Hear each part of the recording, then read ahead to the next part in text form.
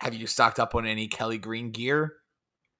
So I don't want to seem like a blasphemous Eagles fan here, but I'm not Oh too. no. It's fine. I'm not too fond of the jerseys. I was a little disappointed at what the What? product was, given how long it took them to release these jerseys. It was What like, did you expect them to be? Like gold leaf letters? Like different? This is exactly what we wanted. It's the perfect era. It's the Randall Cunningham era. I mean, dude, it's almost yep. poetic. God dog it! You know what time it is! You know what time it is!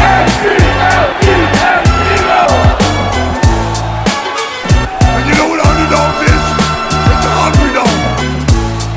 And the second tick away, and the Eagles are alive! Eagles fans everywhere, this is for you! Let the celebration begin! All right, everyone, and welcome to episode 46 of Winging It. I think this is our season 3 debut. Guys, we got a lot to talk about. It is Friday, August 11th. The Eagles have their first preseason game tomorrow against the Ravens. And it's just Ali and I today. In preseason fashion, we're resting our best starter, Andrew. He's sitting out for today, giving him a break. Don't want him to get hurt on this preseason podcast. But Ali, man, it's been a little bit. I'm so excited. We're gonna see some midnight green flying around on the TVs tomorrow. Football's basically back, man. How we feeling? Dude, football is back. Football is back. Bailey Zappi was not doing too hot yesterday. He was getting destroyed by the Houston Texans defensive line. What was it? Minnesota and Seattle. Jalen Oh, Rieger was getting nailed too. exactly. Dude, football is back. I'm so pumped. I'm so flipping pumped. Yes. Dude, so biggest news that came of the offseason since we last spoke, besides some great signings, Kelly Green jerseys finally dropped. I got my Jalen Hurts. I got the Fuse jersey, the 174, 179 option. Kind of reminds me of like the old like stitched uniforms. On its way over here. Not going to get here until October. Have you stocked up on any Kelly Green gear?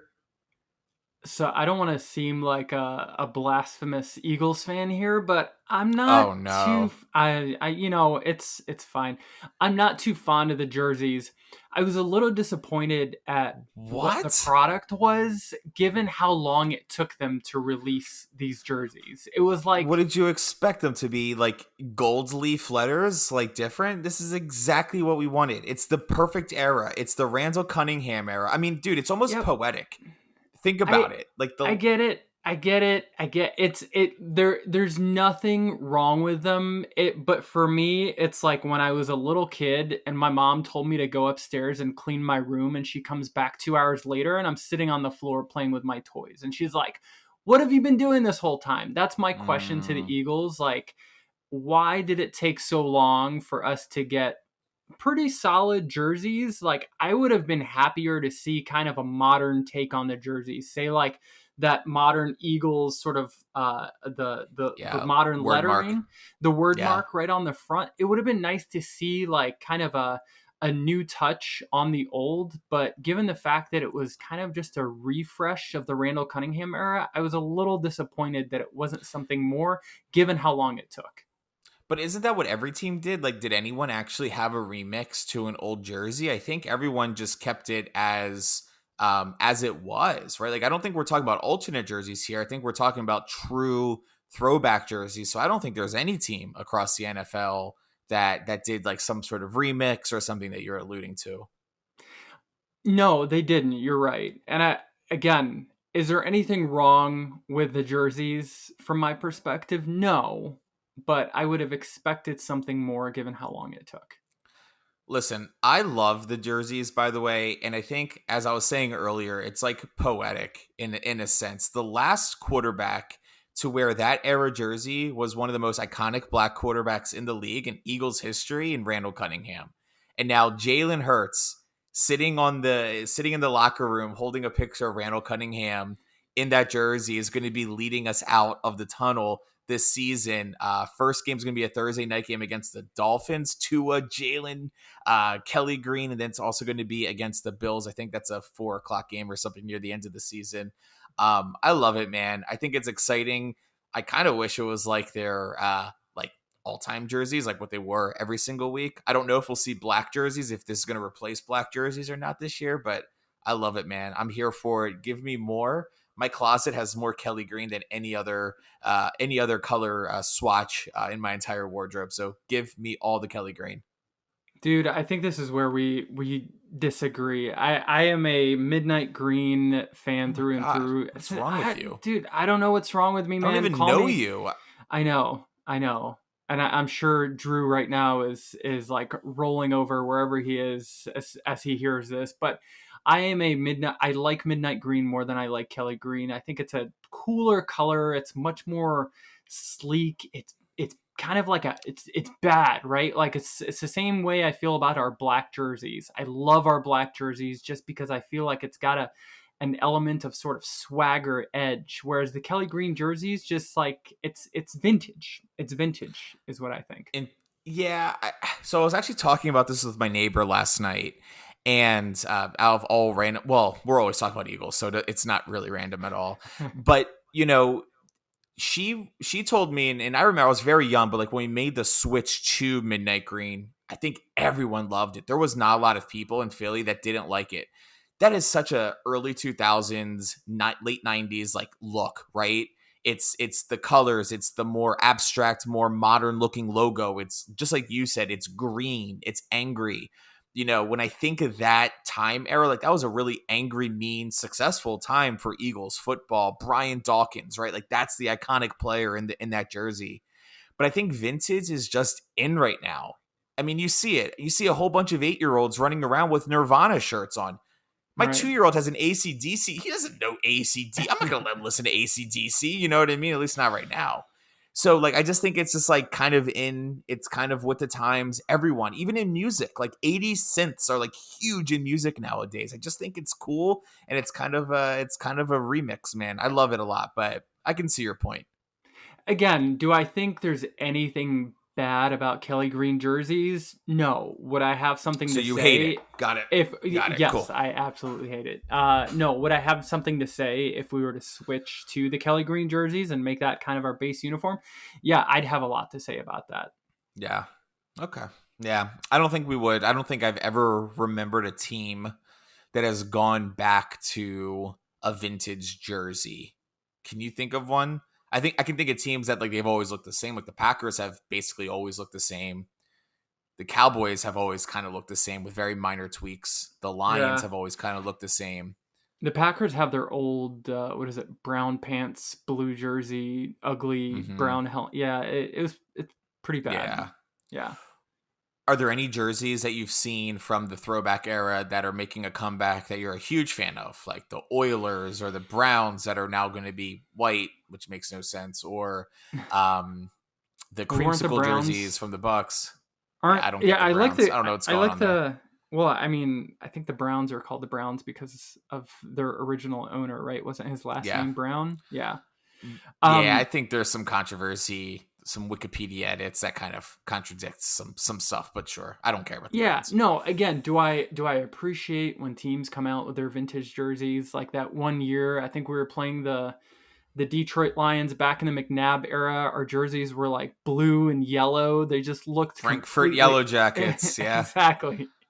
No, I think those are cool, but do I think they should be making a comeback and kind of maintain that sort of be like the base uniform that they wear on a week by week basis? No, I think that era is long gone. It's nice to sort of reflect back on your history, but that's exactly what it is. Just history to me. All right. Well, I think you have a super unpopular opinion. Next topic. Let's talk about training camp. Man, there's been a lot of news to come out about training camp. We picked up a few people. Do we have an issue with our linebackers? Miles Jack just got signed. There's a lot of reports on some players. I'm actually looking at a report from CBS right now on for linebackers and safeties, who the stock is up on and who the stock is down on. What are your thoughts on some of the things we've been seeing out of training camp? So my initial thoughts, let's start with the good. Jalen Hurts looks completely locked in. Everyone is saying how he looks significantly better than last year, which is kind of scary Yep. to think about. But at the same time, he's still not receiving a lot of respect from the media world out there, which I feel like on the one hand, I'm upset for Jalen because of the season that he had last year. But on the other hand, we Eagles fans saw one really amazing MVP like year from Carson Wentz before he completely regressed, right? So Yep. what I'm looking for from Jalen Hurts is exactly what he's showing right now is continued Yep. progression, just repeating what he did last year at least, if not getting better. But so far, so good. He looks dialed in. He's throwing accurate throws from the pocket, and that's exactly what I want to see from the quarterback. He hasn't completed a season yet, a full season yet, where he played every single game because of injuries. So I want to see him become more of a pocket passer, which he's absolutely becoming. What are your Yeah. thoughts on Jalen so far? Yeah, man. I mean, listen, I think that last year was a magical run. I don't want to sound cheap, but like, the NFC is not very competitive. We had to play the Giants for our first, playoff game, and then Brock Purdy went down. Then we got to the Super Bowl and it was really close. Like, I don't want to say that we kind of fell into it, right? But like, this year is significantly harder than it's going to be next year. If we can come into the postseason with the same record we have, it's going to be ugly for any team that we're going to be playing, regardless of division, regardless if it's the Chiefs again. And I echo your sentiment. I think what Jalen has been showing is true progression in his skills. I also think his mindset is just insane. So it came out. There's a new show on Netflix right now called Quarterback, and it follows Kirk Cousins. He's such a dweeb, man. He's walking Cole's cash. Like, that's just what he is. He's just walking Cole's cash. Patrick Mahomes, which doesn't surprise me, and Marcus Mariota, who's now our backup, so I want to see how the series ends. They asked Jalen to do it. He turned it down. He said, no, I'm not interested. Twice. Season I'm one not and two. I'm not interested in doing it. And that wasn't a media report until like we found out about it. He also has his lock screen, and this was sniped. This wasn't something that he brought up. It wasn't something that he showed on a podium and said, "Oh yeah, this is my motivation." There was a Snapchat or an Instagram picture that someone took in the locker room, and it looked down at Jalen's phone, and he had a picture of him walking out of the confetti. And the reporters asked him, the Chiefs confetti. I'm sure we've all seen the picture. Reporters asked him about it, and he said, "If it was up to me, you guys would have never known that." That is such an incredibly that is just such a I don't even know honestly the word to describe it, but that mindset is what everything Carson Wentz wasn't. Carson Wentz had Right. excuses. Carson Wentz was weak-minded. Carson Wentz had difficulty with everyone in the locker room. Like, Jalen just has like the perfect mindset for something like this. So I'm really excited about, where he's coming from, what he's doing. So yeah, I'm really excited in what I'm seeing out of Jalen. Yeah, no, very self-motivated individual. I mean, the guy, he does not need any external factor to make him better. He knows where he's at. He knows where his ceiling is, which for him, like, he was like, for me, the sky's the limit, right? Like, I'm not going to stop getting better from where I currently am. So that sort of mentality of you're never good enough and constantly telling himself that, I mean, again, I think I said it during one of our last episodes right after the Super Bowl, where early success can hinder someone's ability to stay hungry. And I think that we may have had one of the sort of better outcomes early on in his career so that he can continue to stay focused and get better and reach his potential as a player. So, yes. Yes, on all accounts. How about Quez Watkins, man? Guy is like lighting it up right now. Yeah, I can't say that I'm sitting here watching a whole bunch of like Twitter videos of them doing things, but from what the analysts are saying, the ones that go to camp every day, he's had a very good camp. But it's funny because I remember the same exact thing last year, right? So it's like, is this guy just someone that's just good enough to keep their job and doesn't shine when it's needed the most? Or like, is he really getting better? I am a little bit surprised we don't have anyone else in that wide receiver 3 position.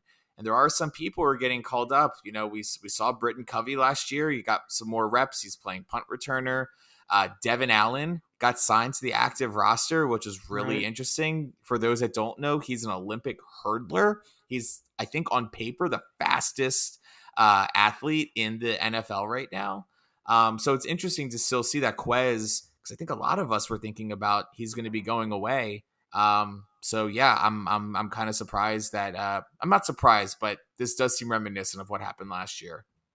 Yeah.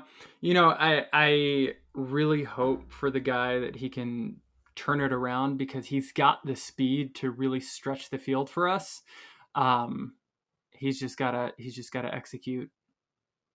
Yeah. Yeah. What are your thoughts on the running back position? So, I think the DeAndre Swift pickup was so freaking smart. I love it. I think it's so smart because DeAndre Swift can catch the ball, right? And we see him lining up in the slot.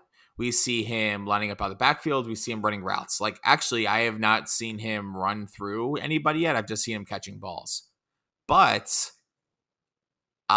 would you be surprised if it looks like that Kenneth Gainwell is getting first team reps? He's taking the majority of the carries in camp. So it actually looks like that Kenny G, and I predicted this, I think our first season, right when we drafted him, I said, this guy is going to be a star. He is looking like RB1, and DeAndre Swift, believe it or not, is looking like RB2. No, I love Kenny Gainwell. I'll buy stock in Kenny Gainwell's stock all day, every day. The guy is such a workhorse. He's a kind of a put your head down, run through people, but also has the finesse to go out and run routes and catch passes. So really the dual threat running back. I don't necessarily know how good his run blocking is. I think that may be his biggest weakness. And frankly, I think with our entire running backs room, that's kind of the biggest weakness with our backfield right now is the run blocking element. But I think that's, all they got to do is just go to Jeff Stoutland University and he'll set them straight. One player I'm going to be looking for tomorrow, and we'll talk about the preseason game. I'm really looking to see what the deal with Trey Sermon is. We picked him up. We were kind of excited. We haven't heard much about him, and it looks like he's going to be playing tomorrow. I don't know if there's like an injury or some reason we haven't seen him, but I'm really excited to look at Trey Sermon because, these are all names that people know. Kenneth Gainwell, DeAndre Swift, who's RB1 in many leagues, fantasy leagues I played in last year. Rashad Penny's not bad.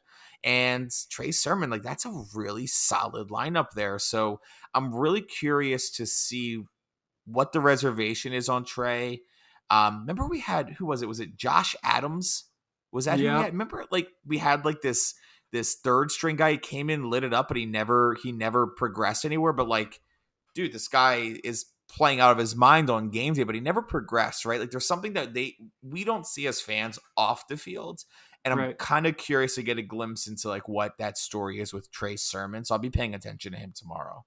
No, that's a good point. Honestly, I'm curious to see how it's going to shape up in the kick return position as well, because I think Boston Scott was our kick returner last year. I would anticipate that he's probably going to fill that role again this year, given that the Eagles just signed him in the offseason to, in an extension, which I feel like is a really solid roster ad, considering we're only getting him for like, I don't know, $1 million and some change. But no, I like Boston. I'm looking at the depth chart. Boston Scott is our kick returner. Britton Covey is going to be the punt returner. It's weird. I don't see Devin Allen anywhere on here. Why is Devin Allen not fielding kicks? Yeah. Like at least put the fastest guy out there, right? Like remember when Deshaun Jackson was our, some of the most iconic Eagles moments were based off Deshaun Jackson's kick returns. Like Boston Scott is great. Like, don't get me wrong, but I don't think of him as a fast guy, right? I don't think of him. I think of him as shifty, and he's definitely has big plays. But like, put Devin Allen back there. What are we doing here? It's interesting. I don't think Britton Covey is that fast guy either. I'm not necessarily a fan of Britton Covey as a punt returner. I don't think he's got the speed to break one. And I would very much enjoy seeing Devin Allen catching punts for the Eagles. That would be a pretty dynamic position to watch this season. Okay, I agree. Shifting to the other. Actually, yes, staying on positives. Shifting to the other side of the line. What are your thoughts on our two rookies? So I've heard that this dude, why am I blanking? Nolan Smith. I was thinking Nolan Carter for some reason. Nolan Smith is just like insane, dude. Can you imagine if we melded Nolan Smith and Jalen Carter into one person? That would just be like the most unstoppable defender. Yeah. So I've heard Nolan Smith and Jalen Carter are just doing really well. Yeah, I mean, they're showing up vets. They're taking advice. Jalen Carter was like talking about like how he loves like Brandon Graham's energy, right? And he's just there. Yep. And he's like just bringing it all the time. But I heard just both these guys are just doing really good. Actually, looking at this article, Jordan Davis, Nolan Smith, Jalen Carter, and Reed Blankenship. We got to get to Reed Blankenship here in a little bit. Stock up on those guys. So good for them. The ghost. I mean, yeah. What are your thoughts? What are your thoughts on our rookies? Oh, and I heard the Tyler Steen is okay, but Cam Jurgens is really winning that battle. Yeah. No, I'm happy with Cam Jurgens where he's at in his position. I start worrying a little bit because when he was taking center reps, it wasn't looking too good. So as we think about the future with Jason Kelce leaving, who's going to replace the anchor of our offensive line, I'm a little worried when it comes to who's going to be able to fill those big shoes. Thoughts on the rookies, man? I love what I'm hearing coming out of Nolan Smith. The guy has got some significant speed off the edge. I expect him to, I mean, think about it. Hassan Reddick on one side, Nolan Smith on the other. That's pretty unstoppable. You got Jordan Davis, Fletcher Cox, Jalen Carter in the middle. Like, that's not something I would want to see as an offensive line. That's not something I would want to see as a quarterback, but I'm super pumped to have those guys on our side of the ball. And frankly, this may, again, really early on in the season, we're yet to see any results because I would hope Jordan Davis levels up and progresses in his he looks his good, man. well. He looks good. He looks pretty skinny. Good. And I mean, like a 330 pound skinny looking guy is pretty scary, especially if he can move fast. Yeah. There's a difference between being that heavy and just like looking like it's a little bit out of shape, right?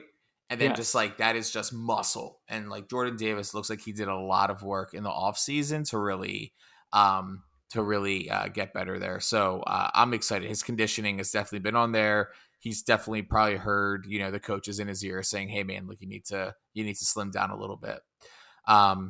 Really exciting about this, man. Yeah.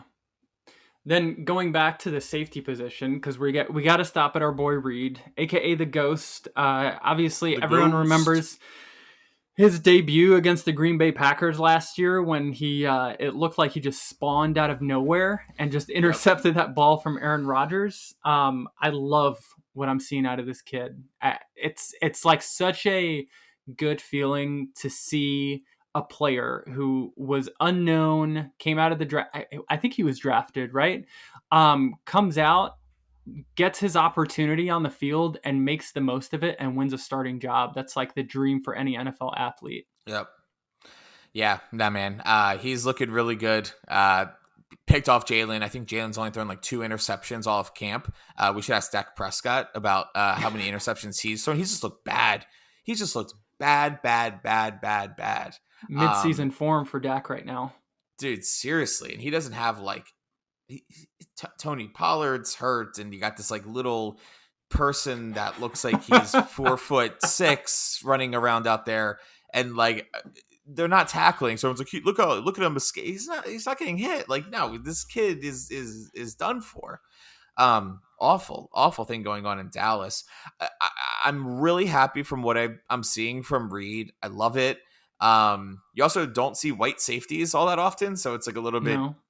it's a little different to have him back there. But I will say on the other safety position, it's like a fight between Terrell Edmonds, who's been meh, and Kayvon Wallace, who's come up really bad in a lot of positions. I'm worried between this, and we'll talk about linebackers in a little bit, of like our pass protection. I'm a little bit worried about like deep the field. Like Reed's great, but he doesn't have a lot of support on the other side. Like we're certainly missing, Chauncey Gardner-Johnson, and we're missing some of these key players.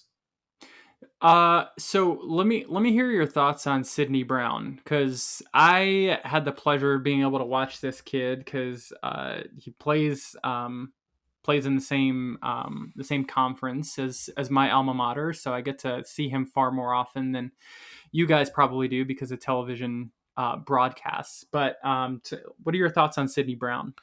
Yeah, literally, if Sidney Brown bumped shoulders with me, I wouldn't know who he is. I know nothing about him. I don't know much about Sidney Brown, so I'm just going to rely on your analysis here. I really haven't heard much positive or negative against him. Yeah, so he's not getting. I think he's gotten one or maybe two times, like with the first team reps, but he's definitely not being considered for the starting position going into the start of the season. I definitely think he's got the athleticism to be able to win the starting job, either right at the beginning of the season or the middle of the season. He's strong, he's fast, he reads receiver routes really well, is able to. I remember. I think he played for Iowa, University of Illinois, was sitting back there in coverage against Minnesota, and the Minnesota quarterback just like eyes his receiver all the way down his route, and then all of a sudden this kid comes flying out of nowhere, makes the interception. I was like, who the heck is this kid? Yeah. And it turns out it was Sidney Brown. So I like him. Cool. I like him from what I've seen from what he's put on the tape in college, but if it continues to be a sore spot for us on the other side of Reed, I really hope that this kid can progress as quickly as I think he can. Yeah, I mean that sounds great. We certainly need it. We certainly need the help at safety. And it's funny because I think we look at these preseason games as like total jokes, right?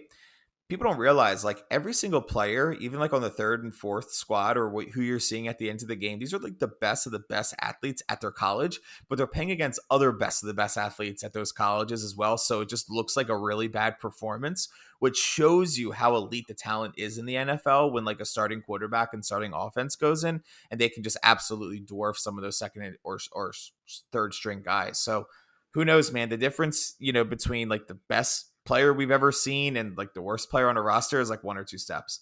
So right. It will be interesting to see Sidney Brown. I want to talk about our linebacker situation really quick. Do we have to? No, we can just end it. Thanks, guys, for tuning in. We'll talk to you next week. What if I actually just ended it there? Yeah, man, we're having some issues in the linebacker position. We picked up Miles Jack, who's looks like he's doing okay, but he was unsigned, right, and doesn't really know too much. And then I've also heard that Nakobe Dean is just not performing on how we would expect Nakobe Dean to be performing. We have some trouble we have to address in the middle of the field here. What are your thoughts, Ali? What do we do? I mean, this isn't the time for me to say I told you so, but I've been saying at the end of the season, during the off season, during the draft, we need to find a solution for the linebacker position, because I wasn't too excited about Nakobe Dean's prospects. Usually when you've got a young kid who shows that type of talent, they see a lot more first team reps on the defense during games. And I just didn't see that from Nakobe Dean. I watch videos from Eagles practices, and it just didn't seem like he was kind of that elite middle, like in the middle of the defense type of player that I'd look for or I'd want to see. I am very concerned about our linebacker position. You just said Miles Jack, right? Like his interview with the media right after he got signed with the Eagles, he was saying he was playing Call of Duty when he got the call. He was sitting on his couch playing Call of Duty when he got the call. Now, No, I think he said he was training. He said he was training, and I think Call of Duty just meaning I don't have a job right now. I don't think it was a literal translation. I think he said they called me when I was working out, and now I went from playing Call of Duty to getting a call from the Super Bowl champions. Neither of those were true, right? Sure. So that's how I think, but yeah. I mean, both concerning things. He says he's playing Call of Duty when he was working out. Is that what he thinks working out is? Is like working out his thumbs on the controllers, or? And he thought the Eagles were the world champs, which I'm like, dude, are you mentally there? My man's in a fever dream right now. He's just stuck in a fever dream. He doesn't know what's going on. Yeah, and then like, dude, hear the name of these other linebackers: Christian Ellis, Zach Cunningham. Trash. Who are these guys? Who are these guys? Yeah. It's always been that for the Eagles, man. It's always been like that. We just can't get like an elite linebacker in there. Yeah, I mean, again, like I can't remember who on our text thread said that the Eagles never really valued the linebacker position, which is really unfortunate because one of our biggest weaknesses as a defense in recent years has been being able to stop the run. And the linebacker, in my mind, is arguably the most important position on the defense. These are the guys who have to make the quickest sort of decision and figure out if they need to shoot the gap and close holes that are being created by running lanes, or they need to drop back in coverage. And to have that, individual who's got the physicality, the speed, and the intelligence to be able to manage that position is really difficult to come by. So the fact that the Eagles have never really placed an emphasis on it, it doesn't surprise me when every year we're one of the worst teams when it comes to run defense. Yeah, I can't disagree. I can't agree with you more. The only thing that I would say is our defensive line is pretty elite, and I do think our new additions will certainly help us there. We have a lot of veteran presence on there, along with some of what people are saying are the two best pickups in the entire draft. Like, can you think about how close we were to a Lombardi? And getting what people are referring to as the best player in the draft in Jalen Carter. So I do think there's a lot of positives here. It's our job as sports analysts and Eagles analysts to pick out like the weak parts.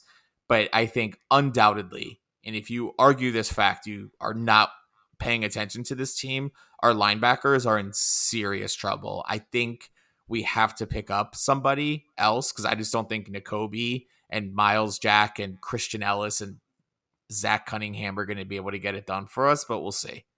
Yeah, it's really unfortunate. Going back to the offensive side of the football, I'm kind of concerned about our backup quarterback. And normally I'd say who really cares about the backup quarterback, but considering Jalen hasn't completed a full season yet because of injuries, it's a pretty important position on our team. And the reports out of training camp are Marcus Mariota is not doing too well. He's throwing Dak level interceptions. He's making poor decisions, getting sacked. What are your thoughts on Mariota? So I like Mariota because the play style between here's my full thought here. Jalen and I love Gardner for who he was. They're two different players, just two totally different players. The offense revolves around an RPO running, scrambling quarterback, and Marcus Mariota is that quarterback. So I think from a system perspective, to have Marcus come in if Jalen does get hurt, he'll play more to Jalen's style than Gardner played to Jalen's style. Does that make sense? Yeah. So I think from a system perspective, it's fine. I think Marcus Mariota was a starter last year, regardless of how you feel. Like he is QB number 2, so like you expect him to make some of those plays in training camp, and maybe he's trying to like show these people like, hey, I'm going to make some more riskier throws to show that like I deserve a starting position. It's just not panning out too well for him. He's making more, passion based decision making in comparison to like, oh, I'm just going to play boring check down QB number 2 sort of like plays here, right? He's maybe a little bit of Carson Wentz syndrome playing hero ball there. I think it's a great fit. I'm excited to see Mariota lead him out tomorrow and see what he's made of and see what that looks like, because I think it's going to complement more of the Jalen Hurts style play that we've been seeing. Has that been decided? I hadn't seen Mariota starting and not Jalen. I don't actually know. I just don't assume we'll see Jalen Hurts out there tomorrow. I can't imagine we would have him out there. Maybe for a drive. I think usually last year it was the last preseason game he came out for a drive or two. Jalen did. And I remember Dallas Goedert got a big old touchdown. Oh, yeah, that was against the Jets when he got rocked, right? Yeah, when he got hit out of bounds. I think it was the Jets. Yeah. Which is weird. We play the Jets in preseason every single year, and this is the first year that I don't think we are. We play them every single year, and this year we're not. That's weird. I wonder if it's got something to do with the fact that we're going to play them in the middle of the season. I don't think so. I think we've played plenty of teams once. Like I think last year we played the Titans, and we played them in the regular season and destroyed them. Like I don't think that has anything to do with it. Got it. Which that'll be a cool game. Aaron Rodgers, Jalen Hurts, so cool. So what are your thoughts on Mariota? Again, I'm a bit concerned at his his decision making so far. All the reports coming out of camp. I think more than athletic ability, more than the ability to throw the football, I think a quarterback's biggest asset is good decision making. And when you put the ball in the other team's hands, that, as we know from the Super Bowl, that could be the difference maker between winning and losing a football game. So I hope for our sake that Jalen continues his progression, that he continues to become more and more of a pocket passer, which is going to protect him in the long run. And he completes this season fully healthy. But given his history, it is very likely that we're going to need to see Mariota, just because Jalen's legs are such a unique part of his game so far. He reminds me of McNabb, right? When McNabb first came into the season, like he completely changed the dynamic of our offense because of his ability to run the football. And only later in his career did he start becoming more of a heavy pocket passer. I expect Jalen Hurts to continue using his legs this season, and it's just a risk that comes with that style of play. Yep. So concerning. You see with all the rushing quarterbacks, Lamar Jackson's like a prime example of that, right? He can't play a full season healthy either. So, right. Yeah. All right, cool. Well, listen, I think that's pretty much it. We do have a preseason game tomorrow, and the Ravens have won the last 23 preseason games straight. They have not lost. So the line on this, which I would not bet on a preseason game, maybe the over-under. I think that's like, do you think they'll score a lot? Do you think they'll not? Like a lot of bettors take the under on preseason games. It's just kind of a way to do it. 23 straight. If I'm a betting man, they're going to be playing a lot more with a lot more heart to try to win that game. And I don't think Nick Sirianni. I don't know, man. Nick Sirianni's pretty funny though. Maybe he will try to win it. What are your thoughts on heading into preseason? Yeah, I mean, we talked about this. I usually stop paying attention in preseason games in sort of the second half, and I think I'm not the only fan. I think the only people who are paying attention in the second half are like coaches on the field, because everyone else is like gone from the stadium. But no, I think if I were a betting person, honestly, like I don't think Nick is the type of person who's going to be like, oh my God, we're going to win this game because it's so important. Because at the end of the day, it's just an opportunity to see how your players fare when the other team doesn't want you to win. Yeah, nah, totally. But I am excited to see a game tomorrow. Can't wait just to check it out. I'll probably stay around for the first half and then There's a game in Philly against the Browns on Thursday that my dad and I will be at, so we'll check Nice. that out. But it's not going to be one of those games where we leave at 3:00 to get there at 5, and we're tailgating for several hours before. We'll probably be rolling up right around kickoff. But yeah, excited for that one as well. Love it, man. Football is back. Football is back. I can feel back. it. I can feel it. It It's is not cold back. out yet, but it is back. And we are definitely excited to announce some improvements we're going to be making to the show. We're not going to announce anything formally here, but our frequency may change, may drop a little bit more, bring in some more relevant content. I'm going to have more of a YouTube presence so you can see Ali's beautiful face in crystal clear 4K. But really excited just to kick off another season. Excited to talk with you and Drew again about some Eagles football. So Ali, send us home with some final thoughts. Hey guys, thanks for joining us. This has been one awful off season of waiting this entire time for football to come back, but we are excited that it is back. We are excited to have more, again, unofficially, a little bit more frequency of a cadence of how we're going to be able to speak to you all. Like and subscribe to our channel on YouTube, Wingin It, and Eagles Podcast. Make sure that you follow us on Facebook. Make sure that you follow us on Spotify, Apple Podcasts, so that you don't miss an episode as it comes out. I'm Ali. He's Aleks. Thanks for joining us, guys. Peace.